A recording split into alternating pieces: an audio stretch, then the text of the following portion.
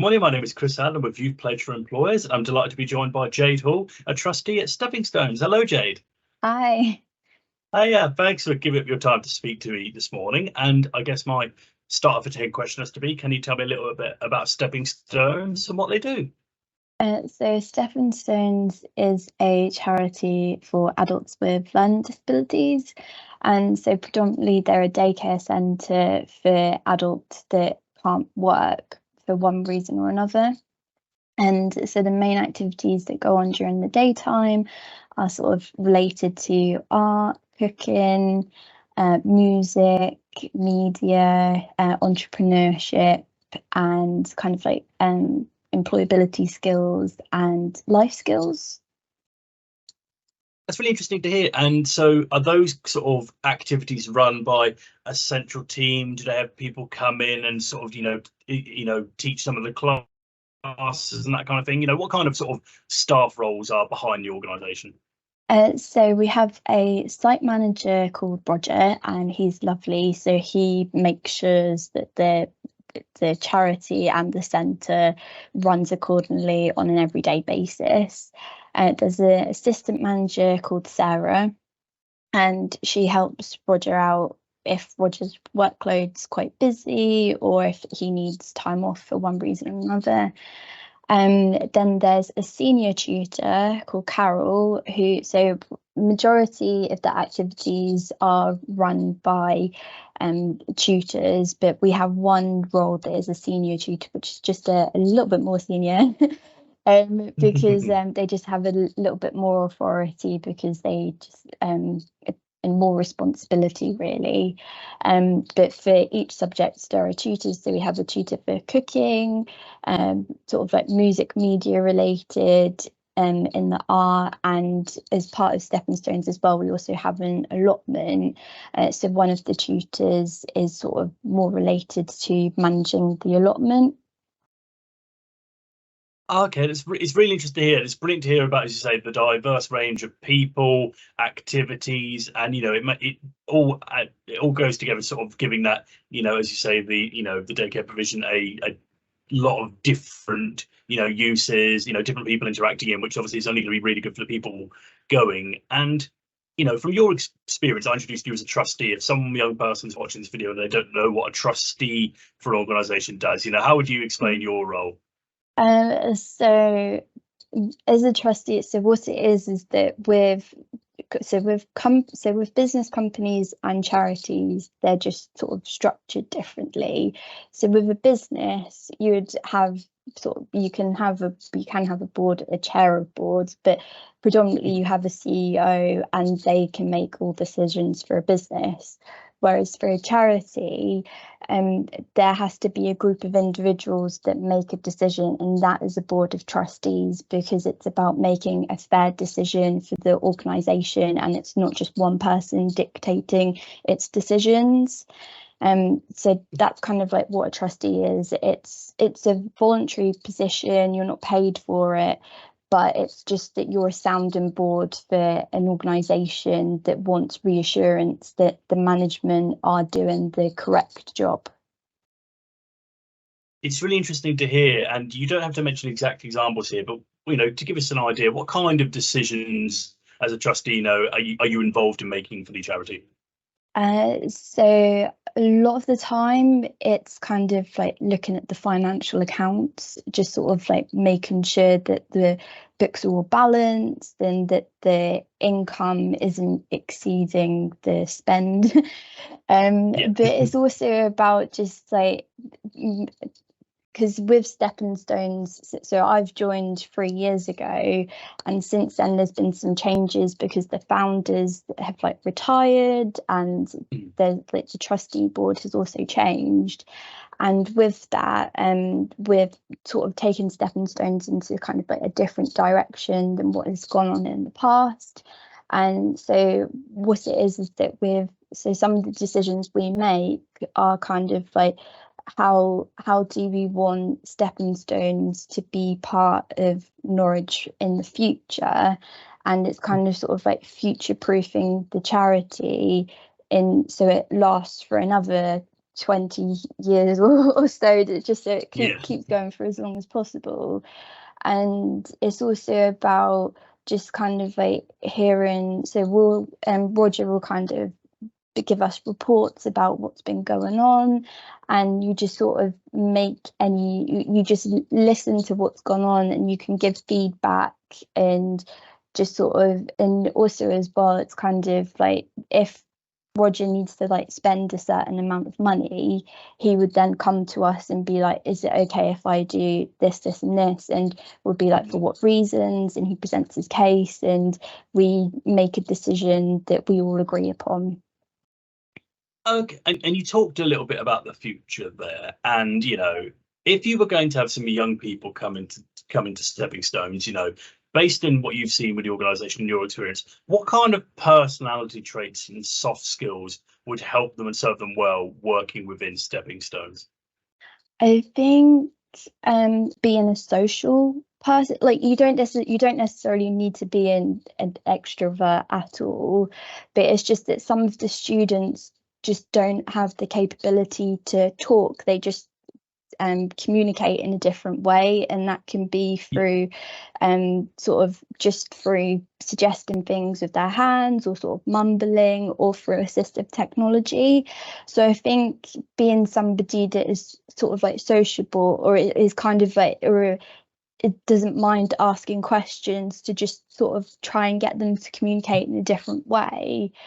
But I think as well, it's sort of being empathetic and sympathetic as well to everybody's situations.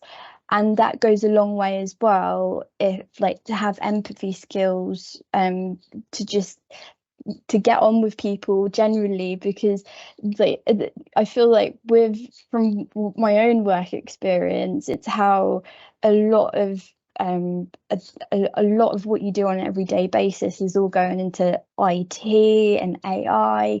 But if you've got those human interaction skills and those empathy skills to understand to understand everybody's situations, that and you're compassionate, people will then, like for customer services skills, would listen to you more, and will kind of like understand the situation, and will be more patient with the situation that's going on. And I think just being yourself is like a main thing, because you don't want to kind of um be, I think some people say like fake it until you make it, but it's like I am completely against that, because it's like you will get caught out eventually. So as long as like you are your true self, people will respect you for who you are. I think that's really insightful and some really good pieces of advice there. And I can completely agree that that sort of that almost that personable customer service skill set can sometimes be a little bit overlooked in, as you say, some of the technological fads and trends which are taking over. And it's a core skill set that, as you say there, you can utilize in many different roles, throughout life.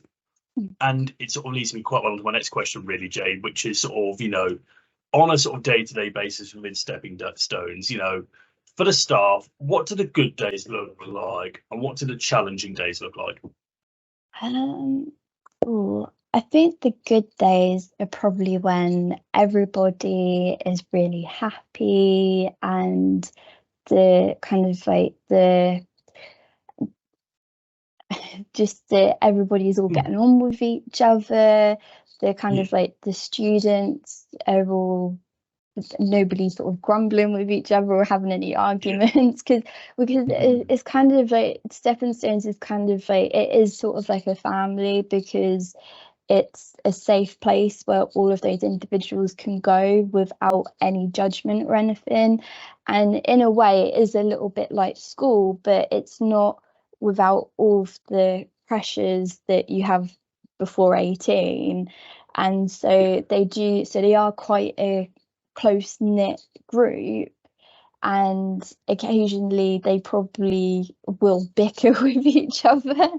So I guess like with a bad day, it's probably how like there might be an argument, or there could be a situation where um I, I guess a bad day is probably more when like a social work is probably more involved. But that doesn't happen very often. I would say we probably have more good days than bad days. Yeah. But I think that's like with work in general, is that you're gonna have days where your workload is like really busy, or your workload is really quiet, or you you get on with some people one day and the next day something's gone wrong. But you can't. But that's just part of work life, and you get through those challenges by kind of like a lot of it is about communication and language skills, and just sort of in giving individuals time as well. I think it relates back to the point you were making about, those good communication skills, ability to get along with people, and actually those skill sets come into play more on those challenging days in terms of, when you've got a challenging situation arising at work that you need to get through as a team, you need to have that good rapport with each other, that ability to communicate, that ability to sort of adapt and understand. So as I say, that when these challenging situations do arise, you can, as you say, sort of deal with them in the best way possible, and get through them as a team. Definitely.